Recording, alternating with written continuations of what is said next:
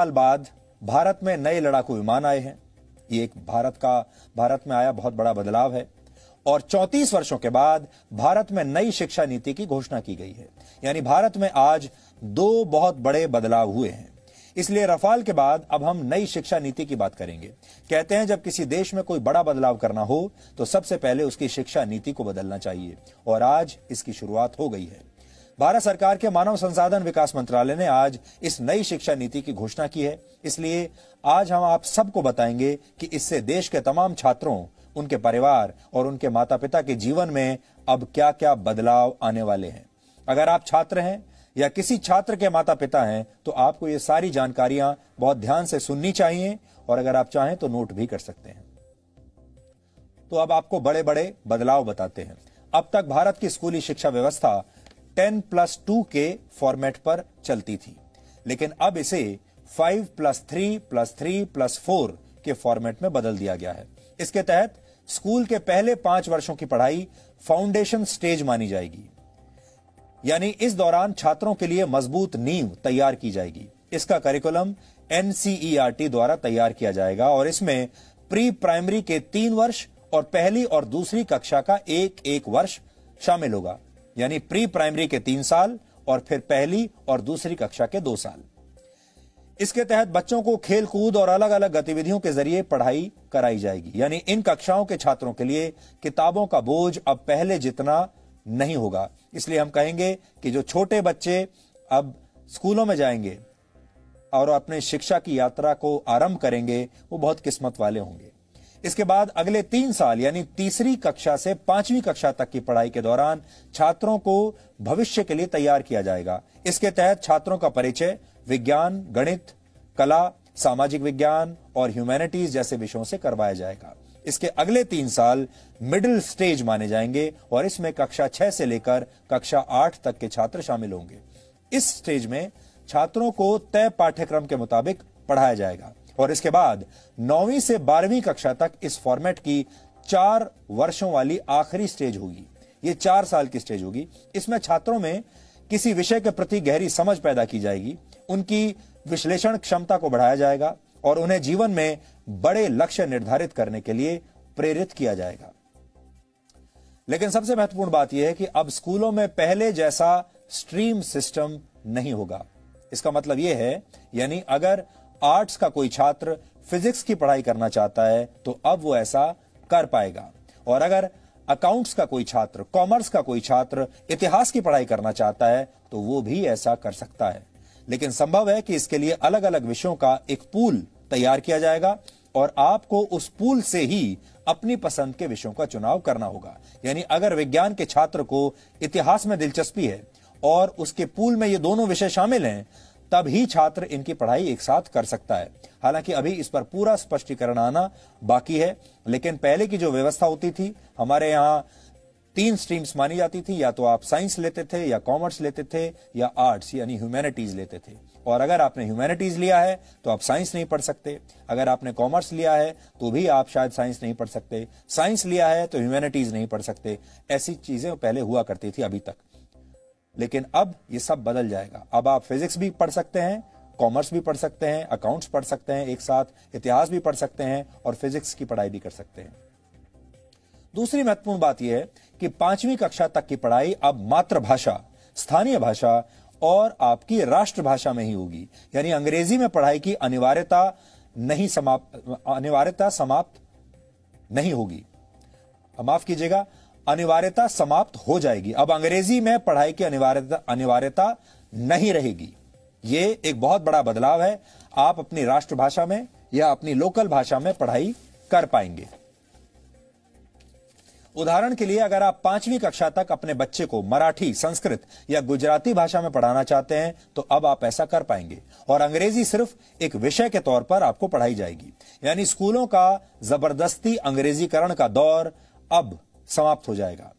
6ठी कक्षा में पहुंचने के बाद छात्रों को कंप्यूटर कोडिंग सीखने का मौका मिलेगा। यानी अब भारत के छात्र चीन जैसे देशों की तर्ज पर छोटी उम्र में ही सॉफ्टवेयर और मोबाइल फोन एप्लीकेशंस बनाने की तकनीक सीख पाएंगे, और 6ठी कक्षा से ही छात्रों को इंटर्नशिप का भी मौका मिलेगा। यानी अगर किसी छात्र की किसी खास विषय में रुचि है और वो उसकी प्रैक्टिकल नॉलेज हासिल करना चाहता है तो वो इस विषय से जुड़ी इंटर्नशिप कहीं भी कर सकता है। उदाहरण के लिए अगर आपका बच्चा पेंटिंग करने का शौक रखता है तो वो किसी पेंटर के पास अब इंटर्नशिप के लिए जा सकता है। अगर आपके बच्चे को सॉफ्टवेयर में इंटरेस्ट है तो वो किसी सॉफ्टवेयर कंपनी में अब अपने स्कूल के दौरान ही इंटर्नशिप कर सकता है। 9वीं कक्षा से 12वीं कक्षा तक की परीक्षाएं अब सेमेस्टर के आधार पर होंगी।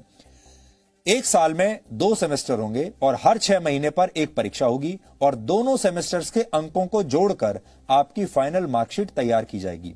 यानी अब एक छात्र के तौर पर आपको पूरे साल पढ़ाई करनी होगी और आप ये कहकर बच नहीं सकेंगे कि आप सिर्फ फाइनल एग्जाम्स की तैयारी करना चाहते हैं। इससे पहले आपने देखा होगा बहुत सारे छात्र ऐसे होते हैं जो साल के सिर्फ आखिर में कुछ समय तक पढ़ते हैं, 1-2 महीने पढ़ाई कर लेते हैं और फिर उसके आधार पर वो फाइनल जो परीक्षा होती है उसमें बैठते हैं और उनमें से बहुत सारे लोग अच्छे नंबर ले भी आते हैं। लेकिन ये वो लोग होते हैं जिन्होंने पूरे साल पढ़ाई नहीं की। अब आपको पूरे साल पढ़ाई करनी पड़ेगी। इसके अलावा बोर्ड की परीक्षाओं को आसान बनाया जाएगा और इसमें छात्रों की क्षमता पर ज्यादा ध्यान दिया जाएगा। रटने की क्षमता नहीं, समझने की क्षमता पर ध्यान दिया जाएगा। ट्यूशन और कोचिंग क्लास के जरिए रट्टा लगवाने की आदत को समाप्त कर दिया जाएगा। बोर्ड परीक्षा देने वाले छात्रों को अब उनकी पसंद की भाषा में परीक्षा लिखने की पूरी छूट होगी। उदाहरण के लिए अगर आप चाहें तो हिंदी या अंग्रेजी में से किसी एक भाषा में अपनी परीक्षा दे सकते हैं। छात्रों के रिपोर्ट कार्ड्स को भी अब पहले की तरह तैयार नहीं किया जाएगा। किसी छात्र को फाइनल मार्क्स देते समय उसके व्यवहार, एक्स्ट्रा करिकुलर एक्टिविटीज में उसके प्रदर्शन और उसकी मानसिक क्षमताओं का भी ध्यान रखा जाएगा। इसके अलावा रिपोर्ट कार्ड को 360 डिग्री असेसमेंट के आधार पर तैयार किया जाएगा। इसमें छात्र खुद को भी अंक देंगे, यानी अपना खुद का भी विश्लेषण करेंगे। विषय पढ़ाने वाले शिक्षक भी छात्र को अंक देंगे और छात्रों के सहपाठी भी उनका आकलन करेंगे। कॉलेज में पढ़ाई करने वाले छात्रों के लिए भी इस नई शिक्षा नीति में बहुत सारे बदलाव किए गए हैं। इसलिए जो छात्र अब कॉलेज में इसके बाद जाने वाले हैं वो भी ध्यान से अभी देख लें। अब देश के छात्र कॉलेज में एडमिशन के लिए कॉमन एप्टीट्यूड टेस्ट दे पाएंगे। इसका अर्थ यह है कि अगर 12वीं कक्षा के बोर्ड एग्जाम्स में आपके ठीक नंबर नहीं आए हैं या आपके मार्क्स इतने नहीं आए हैं कि आपको कट ऑफ परसेंटेज के आधार पर सीधे किसी कॉलेज में एडमिशन मिल पाए, तो आप कॉमन एप्टीट्यूड टेस्ट भी दे सकते हैं और फिर इस टेस्ट में आपके प्रदर्शन को आपके 12वीं कक्षा के नंबरों के साथ जोड़ दिया जाएगा और उस आधार पर आपको आपके मनपसंद कॉलेज में एडमिशन मिल पाएगा। ग्रेजुएशन की पढ़ाई को 3 और 4 वर्षों के कोर्स ड्यूरेशन में अब बांट दिया जाएगा। पहले अगर आप कॉलेज की पढ़ाई बीच में ही छोड़ देते थे तो आपको ग्रेजुएशन की डिग्री नहीं मिलती थी। या तो आप पूरी पढ़ाई कीजिए और या बिल्कुल मत कीजिए। लेकिन नई शिक्षा नीति लागू होने के बाद अगर आप 1 साल के बाद कॉलेज छोड़ देते हैं तो आपको सर्टिफिकेट दिया जाएगा। ये आपका सर्टिफिकेट कोर्स माना जाएगा। अगर आपने कॉलेज का फर्स्ट ईयर कंप्लीट कर लिया और उसके बाद पढ़ाई छोड़ दी तो आपको सर्टिफिकेट कोर्स का सर्टिफिकेट मिलेगा। इसी तरह अगर आप सेकंड ईयर पास करने के बाद 2 साल के बाद पढ़ाई छोड़ देते हैं तो आपको डिप्लोमा दिया जाएगा और अगर आप थर्ड ईयर यानी 3 साल की पढ़ाई पूरी कर लेते हैं तो आपको बैचलर्स डिग्री दी जाएगी और अगर आप 4 साल का कोर्स करके बैचलर्स डिग्री लेना चाहते हैं तो आपको रिसर्च के सर्टिफिकेट के साथ ये डिग्री मिलेगी। इससे उन छात्रों को बहुत फायदा होगा जो कॉलेज के दौरान किसी प्रोजेक्ट पर काम कर चुके हैं। 4 वर्ष के इस कोर्स में स्कूल के छात्रों की तरह कॉलेज के छात्र भी अलग अलग विषयों की पढ़ाई एक साथ कर पाएंगे। इस व्यवस्था को मल्टी एंट्री और मल्टी एग्जिट वाली व्यवस्था कहा जाता है।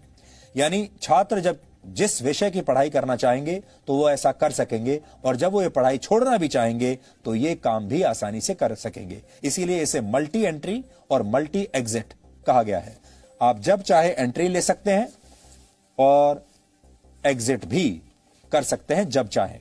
इसके अलावा एक एकेडमिक बैंक ऑफ क्रेडिट बनाया जाएगा। इसके तहत अगर आप एक से ज्यादा कोर्स एक साथ करना चाहते हैं तो आप ऐसा कर पाएंगे और जिस कोर्स को आप जहां तक कंप्लीट करेंगे उसके अंक इस क्रेडिट बैंक में जमा हो जाएंगे और फिर जब आप फाइनल डिग्री के लिए कोई कोर्स करेंगे तो उस क्रेडिट को इसमें जोड़ दिया जाएगा। यह पूरी व्यवस्था पूरी तरह से डिजिटल होगी, ऑनलाइन होगी।